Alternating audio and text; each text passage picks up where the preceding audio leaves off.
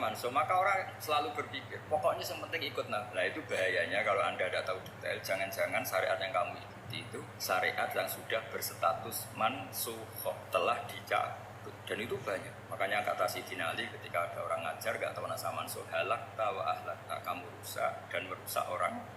Seperti tadi pernah ada kawin itu satu turunan, yaitu era Nabi Adam. Masa kita sekarang kawin sama satu turunan, kan nggak mungkin, ya kan? Pernah ada membumi habiskan orang kafir, yaitu syariatnya Nabi Nuh, itu dihapus oleh syariatnya Nabi Ibrahim dulu. Yaitu Nabi Ibrahim ngendikan apa? Faman tabi'ani fa innahu minni wa man asani fa innaka ghafurur rahim. Ya, kalau orang ikut saya ya Allah ya pasti golongan saya. Kalau yang masih maksiat, masih balelo, saya berharap kau ampun. Akhirnya banyak orang kafir tobat. Coba era Rasulullah itu semua orang kafir Mekah itu kafir. Nabi belum wafat, itu sudah ada 114.000 mukmin semua. Jadi Nabi menangi mayoritas orang menjadi mukmin dari mayoritas kafir. Jadi disebut waraitan nasa yadkhuluna fi dinillahi afwan. Andai kan Nabi Muhammad pakai syariatnya Nabi Nuh, bisa nggak ngislamkan orang sebanyak itu? Nggak bisa. Maka ini penting mengenali nasab mansuh. Jadi periode cara wong Jawa maksud no tuntas, robilata dari masuk tuntas itu menghabisi itu habis di periode Nabi siapa? No, syariat itu sudah nggak dipakai lagi. Yang dipakai apa? Faman tabi'ani fa innahu minni wa man asani fa innaka ghafurur rahim. Lah Nabi Muhammad ini nabi yang kena khitab anit tabi' millata Ibrahim hanif. Jadi masternya Nabi Muhammad itu mentornya Nabi Ibrahim. Sehingga syariatnya ya faman tabi'ani fa innahu minni wa man asani fa innaka ghafurur rahim. Tidak syariat Rabbila tadar alal ardi minal kafirina day. Jelas ya. Jadi mengenali nasa mansuh itu penting sekali, karena kalau enggak Anda halakta wa ahlakta, kamu merusak diri kamu sendiri juga merusak orang lain, karena menfatwakan hukum yang sebetulnya sudah berstatus mansuh hanya berdasar itu kan syariatnya nabi-nabi dulu. Syariat yang apa? Syariat yang nggak pernah terhapus hanya satu, usuluddin, yaitu tauhid, itu sama. Tapi kalau syariat itu beda-beda, atau furu'iyah itu beda. Itu tadi saya beri contoh era Nabi dulu, kalau ada pakaian najis potong, dibuang. Era Nabi Muhammad di orang kafir dihabisi oleh langit. Era Nabi Muhammad nggak boleh, bahkan didoakan Allahumma hdi qaumi fa innahum la ya'lamun. Di Qur'annya apa? Wa inna hadum minal musyikin astajaraka fa'jirhu hatta yasma'a kalam Allah summa ablihu ma'mana. Jadi kalau ada orang kafir gak boleh main dihabisin, mereka beri peluang untuk mengkaji kitab Allah hatta yasma'a kalam Allah. Kalau mereka sudah berpeluang ngaji, harus summa ablihu ma'mana, harus dijamin keamanan. Ya karena apa? Dzalika bi annahum qaumul la ya'lamun. Bagaimanapun mereka memang karena ada. Nah, kenapa tidak tahu? Karena tadi mereka tertutup oleh kultur yang beratus-ratus tahun. Mbah-mbahnya mereka menyembah batu, menyembah berhala. Ya tahunya itu ya Tuhan. Bagaimana Anda bisa menjelaskan sesuatu yang sudah beratus-ratus tahun, kan tidak tahu. Maka ada periode dimaklumi, apa?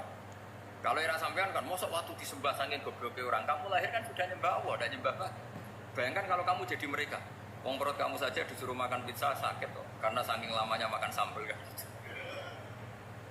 Kamu bilang perempuan Indonesia saja cantik, saking lamanya jadi orang Indonesia. Padahal orang Indonesia tanyakan orang Eropa, cantiknya di mana? Kamu lahir di Afrika, bilang orang Afrika itu cantik, tanyakan orang Eropa, cantiknya di mana, hitam gitu loh. Jadi orang itu pasti terkooptasi oleh sekelilingnya. Orang Afrika akan bilang wanita Afrika itu cantik, coba tanyakan orang Eropa, cantik apa enggak? Belas. Orang Eropa yang kulitnya gitu kata orang Eropa indah, kata sampean. Koyok anak kebu katanya. Jadi orang itu akan terkooptasi oleh sekeliling.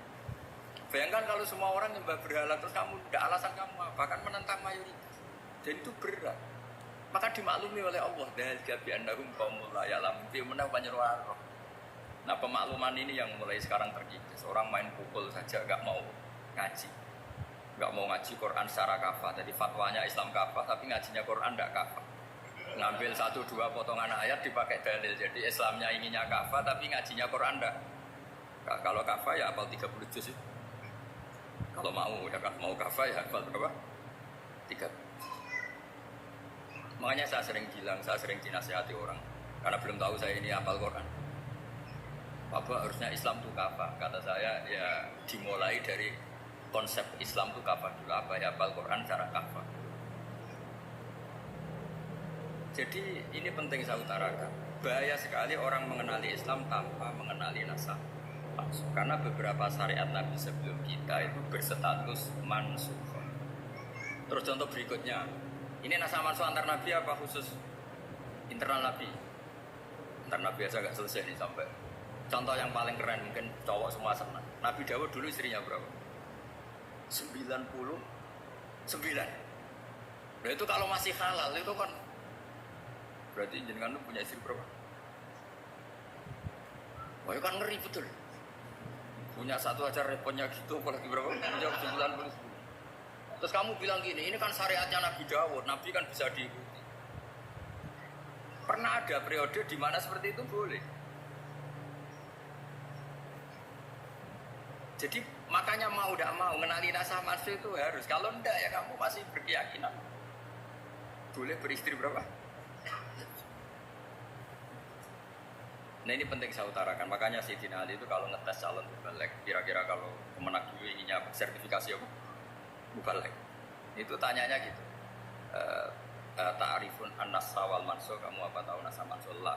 Jawabnya Sayyidina Ali, halak tahu ahlak. Kamu orang yang besar. Karena tadi takutnya ada syariat yang sudah mansukh dipakai. Itu tadi misalnya kita ini tidak umatnya Nabi Nuh, tapi pakai syarat Rabbila tagar alal ardi minal kafirina. Terus ketiga begini, misteri manusia. Dan ini kita tidak pernah tahu sampai kiamat, tapi ini ilmu harus kita diskusikan. Misalnya saya ini namanya Baharudin. Kan hanya Allah yang tahu berapa turunan saya sampai kiamat dan statusnya kayak. Donald Trump juga gitu. Donald Trump itu sekarang kafir, tapi kita tidak pernah tahu nanti turunan keberapa ada yang Muslim. Nah turunan yang calon Muslim ini diletakkan di mana kita tidak tahu. Yang jelas kalau kamu bunuh itu katut. Artinya gini, logika membiarkan orang kafir itu ya ada logikanya. Logika membunuh karena mereka mau membunuh kita ya ada logika fikihnya, karena kalau kita ada membunuh dibunuh. Makanya semuanya hukum ini terus bergantung al-hukmu yaduru ma'ilati wujudan wajib. Di sini terus bertemu. Makanya semua nabi itu kalau yang namanya membunuh pasti pas perang saja, karena ini kondisi yang memang pilihannya hanya dua, kalau nggak dibunuh ya membunuh. Ada duel aja. Maka ini butuh kajian fikih. Dan orang nggak boleh subjektif dalam hal ini. Saya ulang lagi, tidak boleh subjektif. Karena tadi orang yang kamu katakan sekarang misalnya Zaid, kamu tuh bodoh sekali. Kenapa bodoh? Nggak hafal Quran, nggak pernah kuliah, nggak pernah ngaji. Ternyata Zaid ini bersemayam calon anak yang alim alama hafal Quran, namanya Umar, tapi masih jadi sperma. Suatu saat Zaid itu punya anak alim alama, kan banyak orang nggak bisa baca Quran punya anak hafid, banyak nggak di Indonesia? Banyak nggak petani yang punya anak dekan? Petani punya anak dekan, yang dekan punya anak naik kelas saja susahnya bukan main.